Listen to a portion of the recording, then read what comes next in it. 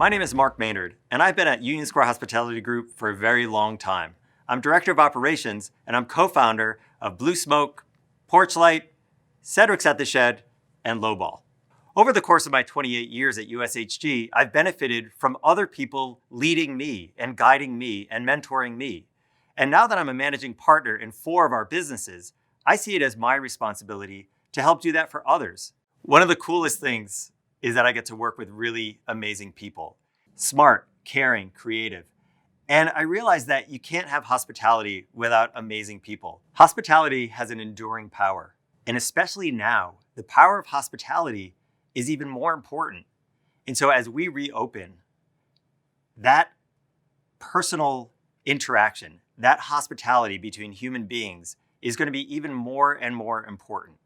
And so today, I want you to hear from those people that I believe exemplify incredible hospitality. Who are you and what do you do at USHG? My name is Tasha Maranda. I'm the General Manager of Blue Smoke. My name is Samantha Reiner, and I'm the General Manager of Porchlight. My name is Kate Amos. I am the General Manager of our new bar that we should be opening in the very near future called Lowball. Hi, I'm Paula Tucker. I am the General Manager of Cedric's at the Shed, which is located in Hudson Yards. My name is Nicholas Bennett. I'm the Beverage Director at Porchlight, Cedric's at the Shed, and Lowball, part of Union Square Hospitality Group. Tell me about your story of your career and how did you end up here? Well, it was a happy kind of accident. I was working at another restaurant company.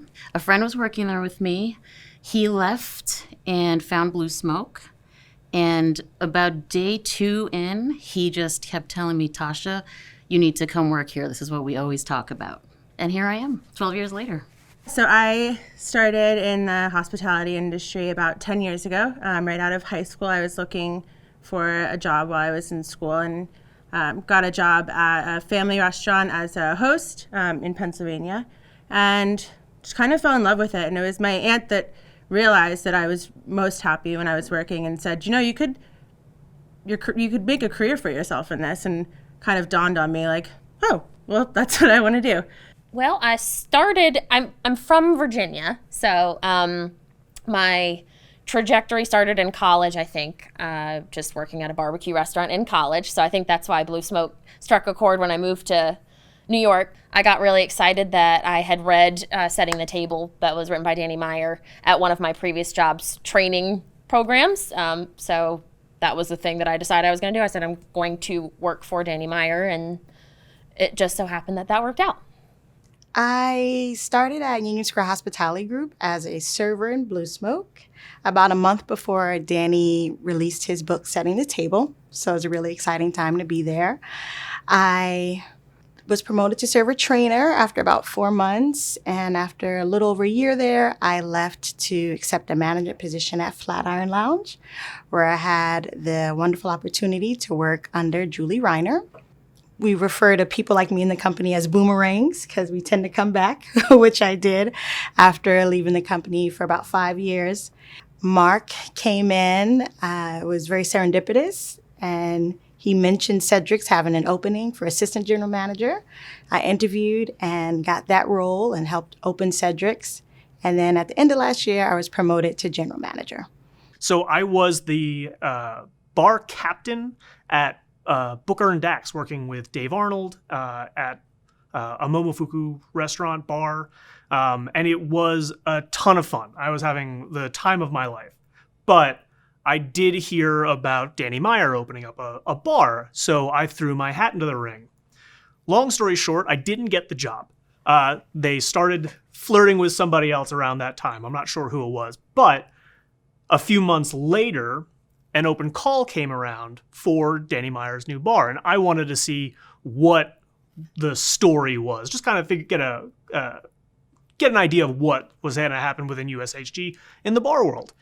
So I went to this open call and I met with Mike Shane, who was the opening general manager, and we hit it off really well. And then I heard back from him later on that day asking me to come back in for a second interview because they had not hired on a head bartender, which is the position that I was looking for. And came back, met with Mike, met with Mark Maynard, and then met with John Reagan and Sabato, and just did this really rapid session interview process because it was kind of later on in the opening process. And lo and behold, they still needed this head bartender position filled and offered me the position, which then turned into a really rapid 2-week turnaround of my giving my notice to Dave Arnold and Booker and Dax for this spectacular opportunity that he turned around and said he would have fired me had I not taken the job. So I've genuinely, I'm in complete gratitude to Dave Arnold for that and to Mike and Mark for this opportunity. How are you staying motivated during this crazy time? Motivation has been bike riding, first and foremost. It's something I've been doing my entire life, but especially the past 10 years and a really hard past 5 years, trying to do long mileage. So that really helps clear my head and help me with making decisions that, need to be had, which are sometimes pretty tough. It's really hard being at home and being separated from our home away from home, Porchlight. You usually spend more time here than you do at your real home. But I think really just staying connected with everybody.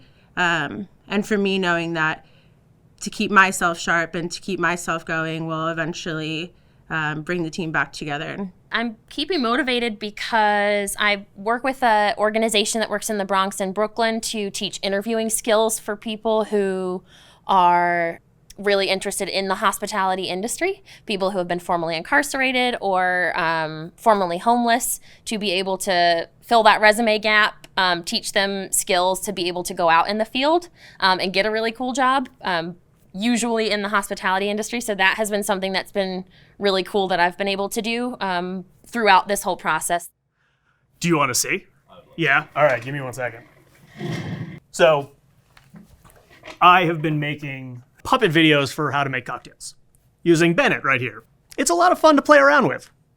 His name's Bennett. He makes cocktails. Have you developed any new skills during this time? Not new skills. I've just tried to master cooking, like doing intricate things that take time and effort and real attention to detail. I made a really good roast chicken for the first time last month after all these years. So I feel very accomplished in that. I don't know if it's a skill, but I've really learned how to be with myself. I think, for the last 10 years, working in restaurants and bars, it's just kind of, you're always going. And after work, you're going out, and then you wake up and then you do it again. And then, you can just kind of repeat those patterns for 10 years. And all of a sudden, the thought of just sitting at home with yourself is kind of overwhelming. And then realizing things you like to do while, when you're alone, and creating healthy habits of sleeping well and eating right and exercising and meditating, I think has been really important for me. And I've been focusing a lot on how I can bring those habits back when we do start back up, so that I don't get back into that same going. I read a lot of material and a few books on sherry as well as brandy, and my back bar is looking a lot fuller with both of those types of products now. So that's been really exciting. And then a non-hospitality or bar-related skill I've learned is how to read tarot cards. So I can do that now too. I would say I've been calling it nannying since my niece and her partner welcomed a little girl pretty recently. So I've been going over there and helping her out, which has been cool. I have not spent this much time around a baby this small, so the only cocktails I've been serving lately are shaken and made from Infamil. Well, learning how to do some puppet videos, clearly, these are all very, very much fun to do. And then learning how to just staying sharp on my spirits. In your mind, if 2020 were a cocktail, what would it be? If 2020 was a cocktail, I've seen so many funny memes about this, but I can't think of any of them. Ooh, God. All right, if 2020 were a cocktail, I think it should be a Long Island iced tea. Because basically, you throw all the bad shit in your bar and you pour it all together and you kind of hope that it turns out okay. I don't know. I don't think 2020 gets to be a cocktail. I think 2020 is like, I don't know, like white Zinfandel or something. Oh, all right. It would be a Harvey Wallbanger. There is the opportunity for it to be absolutely delicious and good for everybody, but just for most people, it's just absolutely terrible. God, I just really pulled this one out of my ass. I would say would be a grasshopper because it's shit. This year's shit, and I can't wait for it to be over. So here's cheers to the second half of this year, and looking forward to what 2021 brings us. Hopefully, it's way better. Wish we could all be together in New Orleans, but until we can. So sorry we couldn't do this in person. Absolutely looking forward to doing this next year. Please stay healthy and safe. I wish we were all in New Orleans now, but since we can't be, hopefully we can next year. And by next year, I'm hoping to see you all at Lowball in New York City also. Cheers to everybody. Cheers. Cheers. Cheers, everyone.